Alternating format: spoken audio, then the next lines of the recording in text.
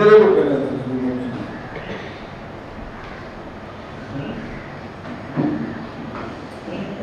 अब अंतर समझ में है ना दोनों बातों का कि वो जो मनुष्य देव नारी की प्रेम, इन सब में आत्मा है क्या नहीं, वो आत्मा कोमन है क्या नहीं।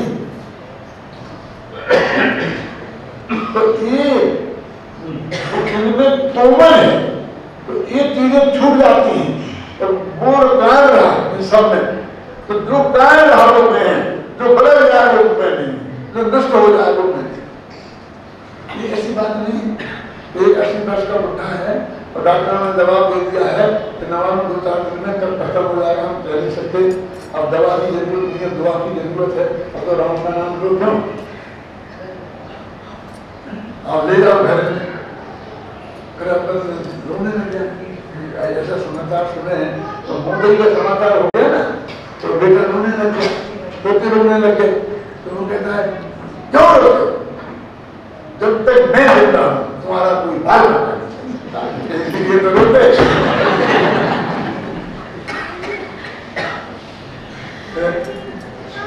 तुम गारंटी दे रहे हो जब तक तुम जिंदा हो तब भी, तो तुम अब जिंदा रहने वाले नहीं हो।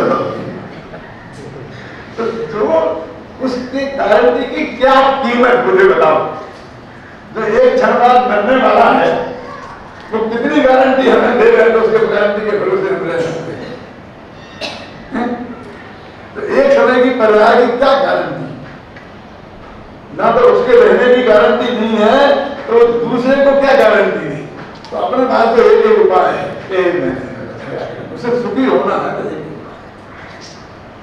उसमें से हम अपना एकत्व ममत्व छोड़ दें। तो है तो अपनी, हम तो करेंगे नहीं है, उसमें झगड़ा ना करें, तो हमने मान ली ना अपनी। देखो ऐसा बोलते हैं शास्त्र की भाषा मतलब में, ये जो अपना बेटा है ना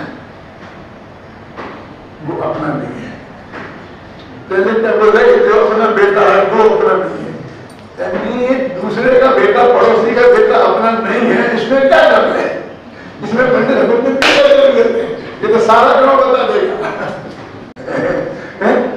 अड़ोस के सारे बहुत लोग वो औरतें अपनी पत्नी नहीं है, और एक उनके बच्चे मेरे बच्चे नहीं है, उनके माँ बाप मेरे माँ बाप नहीं है, उनका मकान मेरा मकान नहीं है। क्यों, ये कौन नहीं जानता मेरे कहने का मतलब है। इसमें मेरी क्या जरूरत है, हम तो ये बताने आए हैं कि जिस मकान में तुम रहते हो, उसी रजिस्ट्री तुम्हारे नाम है, जिसमें तुमने सारे पैसे तुमने खर्च करे हैं, जमीन से तुमने बनाया था, वो तुम्हारा नहीं है। बोलो सुनना है तो नहीं, इसके तुम 7 फेरे पार के लाए हो, समझे ना, और जीवन भर नहीं छोड़ने की प्रतिज्ञा करी है, वो पत्नी तुम्हारी नहीं है, वो बच्चे तुम्हारे नहीं है, वो माँ बाप तुम्हारे नहीं है, जो है वो नहीं है, तो पर्याय जो है वो नहीं है।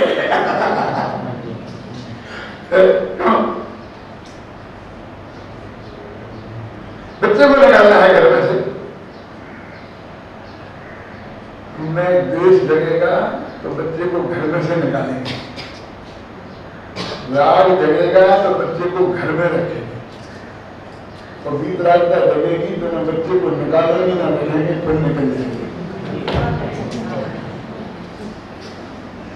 क्यों, अंतर समझ में है कि नहीं है?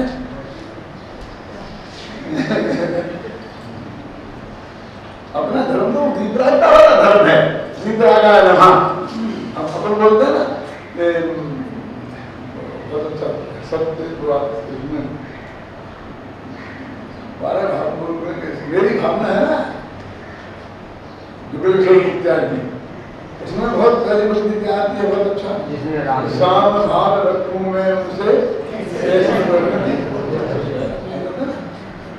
मैत्री भाव जगत में मेरा सस्तीनों के मित्र है, दीन दुखी तीनों पर मेरे उससे करुणा सुख है, दुर्जन क्रूर कुमार रथों पर शोभ नहीं तो आवे, साम भाव रखूं मैं उन पर ऐसी परिणति हो जाए।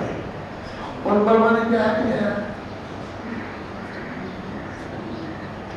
क्यों, शुद्ध तो अपने मन में होता है, साम भाव रखूं मैं उन पर, ऐसी परिणति हो जाए। फिर मैं फिर पढ़ता हूँ, मैत्री भाव जगत में मेरा, सब जीवों से नित्य रहे, दीन दुखी जीवों पर मेरे, से करुणा स्रोत बहे, दुर्जन क्रूर कुमार रतों पर, शोभ नहीं मुझको आवे, साम भाव रखूं मैं उन पर, ऐसी परिणति हो जावे। क्या है उसका उन पर का? वो दुर्जन क्रूर कुमार उन पर, उनका ही सामने भाव रखना है। ये जो अनुकूल है उनको तो नहीं रखना है, मतलब राग तो करना है।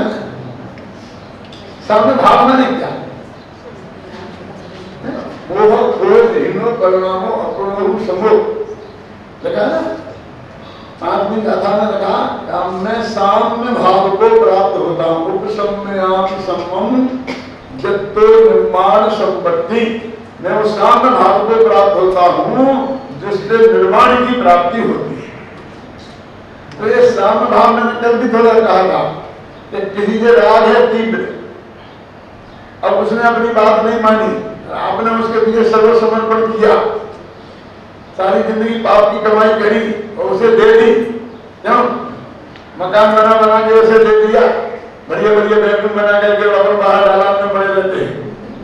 और फिर जब कोई बेटा आंख बदल देता है ना, क्यों? तो क्या हो जाता है? तो एकदम राग टूट के देश हो जाता है। अब मैं इसे पहले दे चुका हूं, अभी नहीं दिया होता तो मैं सब धंधे हो गया। मैंने कहा भैया तुम जो भी बोल रहे हो बोलो, मंदिर का नाम मत लिया करें, मैं आपसे हाथ जोड़ता हूँ। क्यों? इसलिए नहीं लिया करे तो बेटे को थोड़ा बहुत मंदिर से प्रेम होगा तो मंदिर वाला शत्रु हो जाएगा।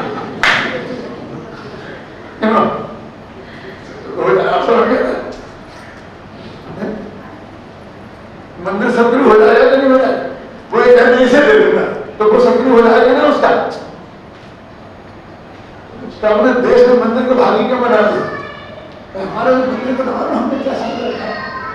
रास्ते में जाएंगे 100 रुपए का पड़ा हुआ नोट मिलेगा, काम तो नहीं, कोई नहीं है तो अपन सब कुछ दिक्कत नहीं है। और यदि एक आदमी है अच्छा लगेगा, 100 रुपए का नोट मिला है, ठीक है चलो अभी तक अभी अपन जाके चाय पानी के इससे हो अपन ने क्या करते चाय पानी के लिए तो अकेले को तो बच्चा क्या नहीं और 50-50 बात लोग अच्छा नहीं लगता है तो चाय पानी के लिए फिर 4-5 आदमी ने दे दिया हम क्या करें? तो मंदिर के गोले में डाल देंगे, अब हमें नहीं बचेगा। अब भगवान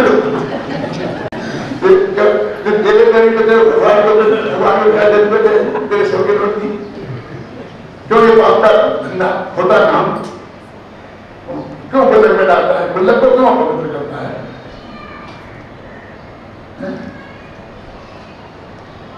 अच्छी चीज डालना तो किसी को नहीं पता तो गुल्लक में डाल देना, भगवान के साथ अच्छी बात नहीं है। तो वो बात कर रहे हैं क्या साम्य भाव का मतलब है ना राग हो ना द्वेष हो, तो वो सब पर है। कौन? जिसे हमने मैत्री की बात करी, जिसे हमने करुणा की बात करी, उन सब पर मैं साम्य भाव रखूं।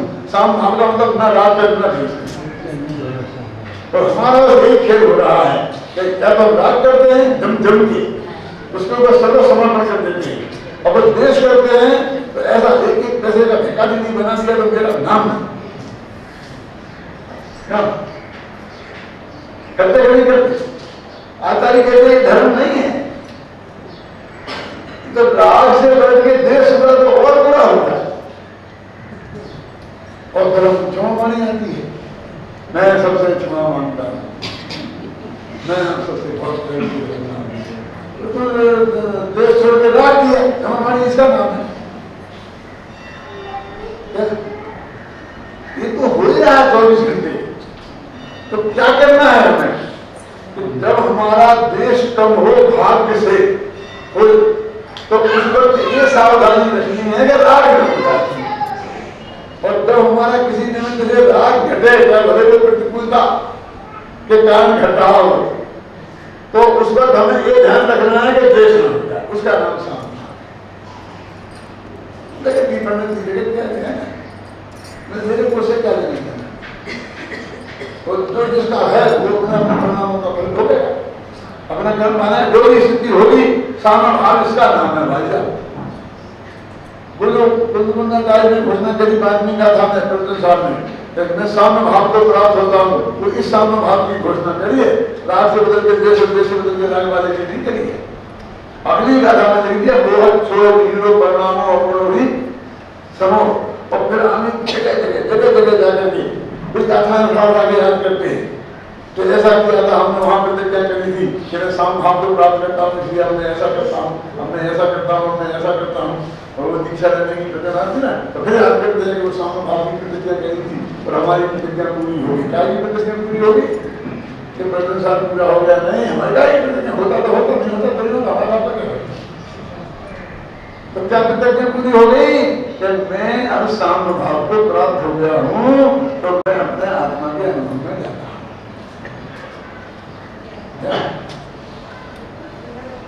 ये उसका नाम साम भाव को प्राप्त होना है। तो ये मनुष्य आदि जो पर्याय है, अभी अपनी क्या बात हुई, ये अन्य अन्य है, और भगवान आत्मा क्या है? अनन्य है। अनन्य है माने हर पर्याय में है, किसी पर्याय में नहीं है का नाम अनन्य है नहीं है, हर पर्याय में होने का नाम अनन्य है। महावीर और वारी इन दोनों वो आत्मा था, इसका नाम वो है, नाम महावीर था वो आत्मा, महावीर आत्मा था वो, तो आत्मा को तो हरी था और होने क्यों? अच्छा जी, कुछ नया पर लगता है क्या कह रहा हूँ?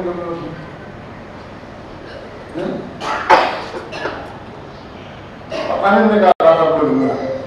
अब टीका में तो अपन अलग चला गया, फिर आएगा मामला हो गया। अब तीसरा जो बोल था आपने कहा था नियत, और नियत को सदगुणी हानि वृद्धि की बात करी थी, और उसमें अविभागी प्रतिच्छेद की बात आती है। अविभागी प्रतिच्छेद क्या है? अविभागी प्रतिच्छेद क्या है? देखो,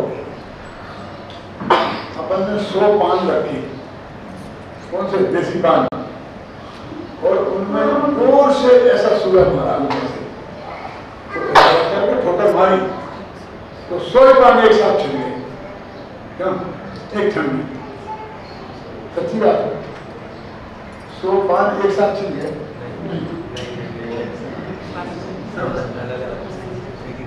से चले जब ने शरीर की नोक ने उसमें पहले पान में प्रवेश किया था, तब दूसरे में नहीं थी वो।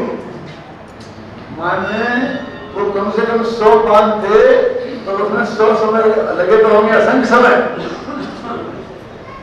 लेकिन 100 समय नहीं गिनो तो हर पान में अलग अलग काल में वो सुन गई है, हमें पता नहीं पड़ता। अब जो ये तो पता नहीं पड़ता, तो अंतिम बिंदु आ गया ज्ञान गुण का, इसका उसका विवेचन है। अब दूसरा उदाहरण देता हूँ कि पहले समय में ये जीव यहाँ है मध्यलोक में, और अगले समय में मोक्ष में जाके जाता 7 राज्य पार कर गया एक समय में, एक समय लगा।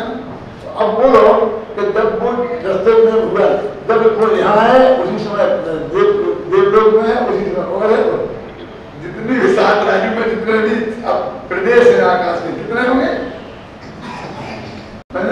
असंख्य प्रदेश होंगे ना, लोक आकाश के असंख्य प्रदेश है। 7 राज्य, हाँ 7 राज्य, 7 राज्यों में जितने प्रदेश होंगे सारे लोग आकाश के असंख्य प्रदेश हैं, तो असंख्य होंगे, अनंत होंगे। तो वो असंख्य प्रदेशों में से एक ही समय में पार हुआ। अब कैसे गजब बात है कि जब वो यहाँ था उसी समय मोक्ष में था, उसके नजदीक था, उस समय अब इसका क्या कहना है? कैसे हो सकता है?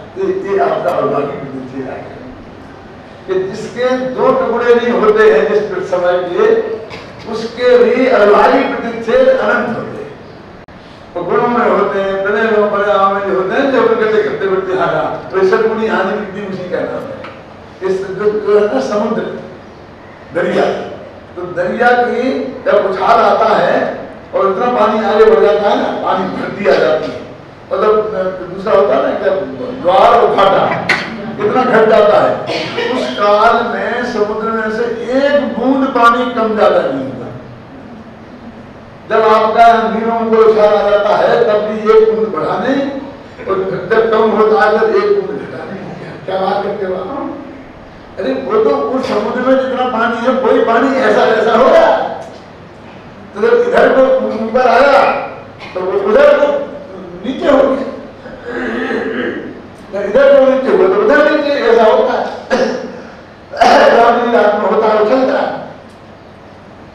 तो जब वो चंद्रमा की हम पृथ्वी, इसके पृथ्वी है ना, अभी दिन भर भूगोल नहीं समझाएगा, ये अब ऐसी है, तो थोड़ी ऐसी हो गई चंद्रमा में, तो वो पानी सब इधर आ गया, इधर खाली हो गया, द्वार यहाँ द्वार आ गया, भाटा, और फिर थोड़ी ऐसी हो गई तो यहाँ द्वार आ गया, यहाँ भाटा आ गया।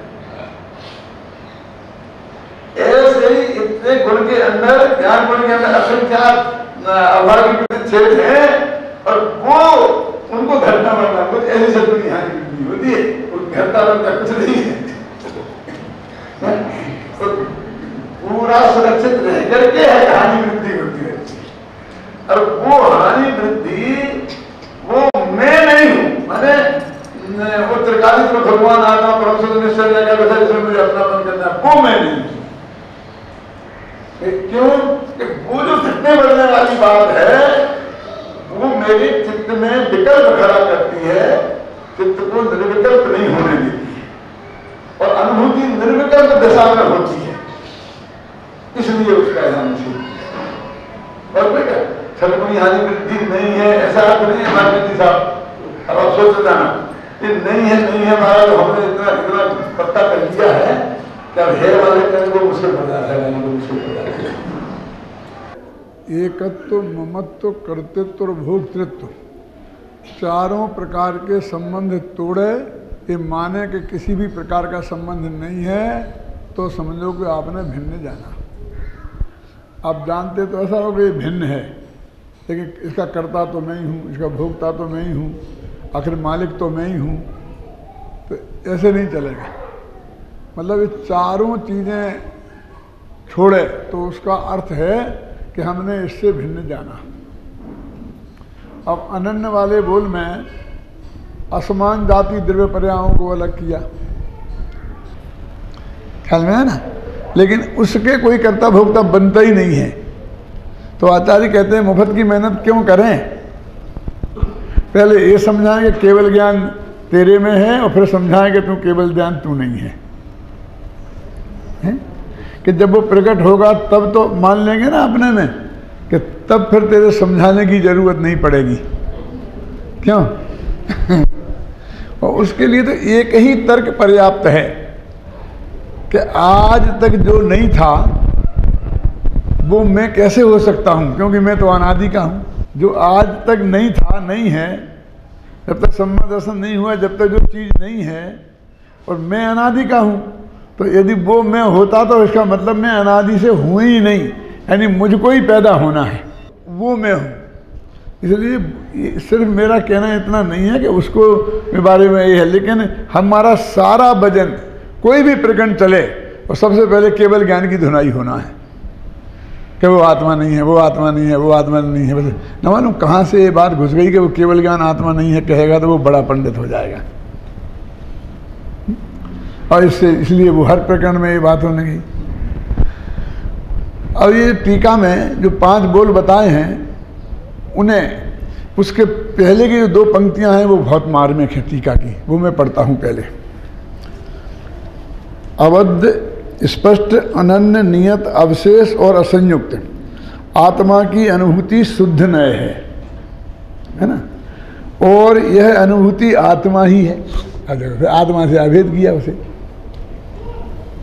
है ना, वो अनुभूति शुद्ध नय है और अनुभूति आत्मा ही, मतलब शुद्ध नय भी आत्मा ही है, ऐसा हो गया ना। आप संस्कृत में पढ़ो, कि सा खलु अवध स्पष्ट अनन्यस्य नियतस्य अविशेषस्य असंयुक्तस्य च आत्मनो अनुभूति सा शुद्धनया सा तु अनुभूति रात्मयी इति आत्मयिक प्रद्योतते। इससे मालूम पड़ता है कि शुद्ध नए का जो ज्ञान होता है तो उसमें आत्मा ही प्रकाशित होता है। देखिए अपन कहते हैं तो 18वीं गाथा आएगी ना, तो उसमें लिखा है अनुभूति स्वरूप भगवान आत्मा आबाल गोपाल के नित्य अनुभव में आ रहा है, आता ना। तो अपन कहते हैं अनुभूति स्वरूप भगवान आत्मा, तो अनुभूति तो पर्याय है, तो भगवान आत्मा अनुभूति स्वरूप है क्या? तो अभी देखो इसमें 14वीं गाथा में कहा ना कि वह अनुभूति शुद्ध नय है और वह अनुभूति आत्मा ही है। इसका मतलब शुद्ध नय, अनुभूति और आत्मा, ये तीनों को एक बता रहे। तो कैसे बता रहे? एक तो ऐसे बता रहे कि तीनों को अभेद करके बता रहे, यानी अनुभूति को अलग रखें और आत्मा को अलग रखें तो भेद हो जाएगा ना। शुद्ध नय तो नय का भेद है, और नय तो निश्चित रूप से पर्याय ही होती है, क्यों? लेकिन उसे यहाँ अभेद मतलब आत्मा के साथ कहते वो आत्मा ही है, तो वो कहते शुद्ध नय। ये कलश में क्या कहा था 10वें में? प्रकाशयन शुद्ध नयोभिधेति, कि उसको प्रकाशित करता हुआ शुद्ध नय उदय को प्राप्त होता है। तो शुद्ध नय उदय को प्राप्त होता है कि आत्मा उदय को प्राप्त होता है? क्या समझे ना? कहते उसी को आत्मा उदय को प्राप्त होता कहते हैं, और उसी को शुद्ध नय उदय को प्राप्त होता कहते हैं, और उसी को अनुभूति उदय को प्राप्त होती कहते हैं। उदय जो शब्द का प्रयोग है, शायद मैंने पहले दिन इसकी बात कही थी कुछ। उदय क्यों लिखा है यहाँ पर? मोक्ष मार्ग प्रकाशक में लिखा, अब यह मोक्ष मार्ग प्रकाशक नामक शास्त्र का उदय होता है। क्यों? एक तो कर्तृत्व बुद्धि का निषेध है कि मैं इसे करता हूँ, मैं बनाता हूँ, ऐसा कुछ नहीं कहना चाहते हैं। ये तो अपने आप उदित हो रहा है। हमेशा लगभग ज़्यादातर सूरज के साथ होता है। माने ये बहुत साधारण काम नहीं है कि ये काम हो गया है, माने आप समझ लीजिए उदय हो रहा है। तो अब देखिए वो ज्ञान की पर्याय में आत्मा जानने में आया, जो जानने में आया, सूरज अभी तक देखने में नहीं आ रहा था 5:30 बजे तक, और 5:45 बजे देखने में आ गया, उसी को तो उदय बोलते हो आप। अपने ज्ञान में अनुमान से लगाओ कि ये अभी बनना है, बन रहा होगा सूरज, और फिर 15 मिनट में बन के और निकल आएगा, कि वो वहाँ है, वो सिर्फ आड़ में है और हमें दिखाई नहीं दे रहा है। तो ये भगवान आत्मा आड़ में था। राई की ओर में पहाड़ होता है ना, उसको उदय होने का मतलब वो कोई नया क्रिएशन नहीं है, वो तो सूरज वैसा ही प्रकाशमान तेज का पुंज। अपन 12 बजे का सूर्य तो ऐसा होता है, 12 बजे का सूर्य ऐसा, सुबह का तो ठंडा ठंडा होता है, शाम का भी ठंडा पड़ जाता है। क्यों? सूरज ठंडा पड़ जाता है।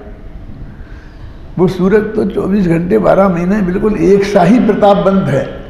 तेरे पर सीधी किरणें पड़ती हैं तो तुझे बहुत गर्म और बहुत तेज दिखता है, और वो किरणें तेरे पर आड़ी आती हैं तो उनका जोर कम हो जाता है।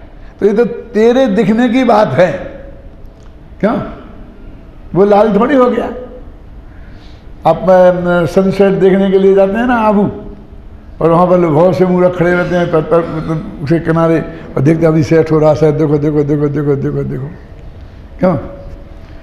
वो तो 12 बजे जैसा ही सूरज था ना, ऐसा भगवान आत्मा तो अनादि अनंत एक सा है। अब तेरी ज्ञान पर्याय के जानने में आया तो उसे आत्मा जानने में आया, तो आत्मा का उदय हुआ कहते हैं।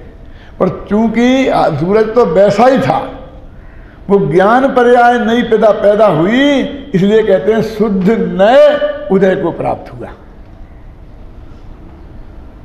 काम एक ही हुआ है, काम दो नहीं हुए। उसी को शुद्ध नय का उदय कहते हैं, उसी को आत्मानुभूति का उदय कहते हैं, और उसी को आत्मा का उदय कहते हैं। ये तो ठीक नहीं है, लेकिन दुनियादारी में ऐसा नहीं होता है। एक अम्मा जी दौड़ी दौड़ी चली जा रही थी, क्या क्या क्या बात है अम्मा जी, एकदम जल्दी जल्दी क्यों जा रही हो, क्या बात है? कि कुछ नहीं कुछ नहीं, नहीं कुछ तो कि वो मेरे पोता हुआ है ना। मैंने कहा अच्छा तुम्हारे पोता हुआ है क्या? हाँ। तो यहाँ क्यों जा रही हो, दौड़ रही हो? अस्पताल में भर्ती होती कि मैं क्यों अस्पताल में भर्ती हूँ, मुझे क्या हुआ है कि पोता।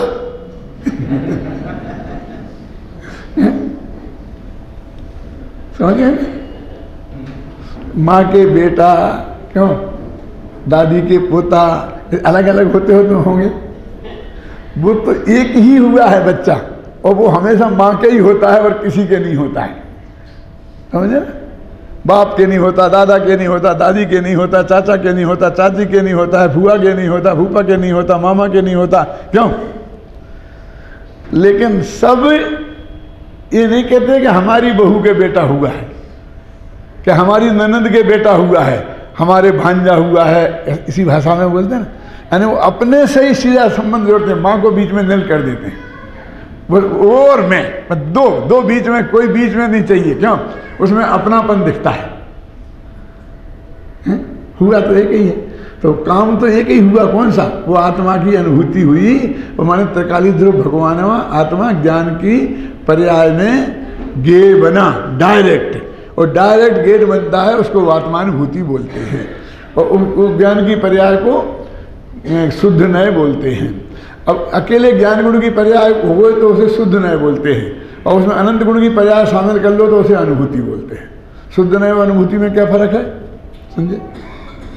समझे ना? तो उसमें सुख गुण भी शामिल हो गया अनुभूति में। अतीन्द्रिय आता ना, अतीन्द्रिय आनंद का रोमांच हो आता है, देह होता है। और सोनगढ़ में लिखा था ना स्वाध्याय भवन में, सर्वगुणांश संकित। माने जब इस आत्मा को भगवान आत्मा ज्ञान का गेय बनता है डायरेक्ट, तो अकेले ज्ञान कोई सौंदर्य प्राप्त नहीं होता, बल्कि अनंत गुणों में शुद्धि प्रकट होती है।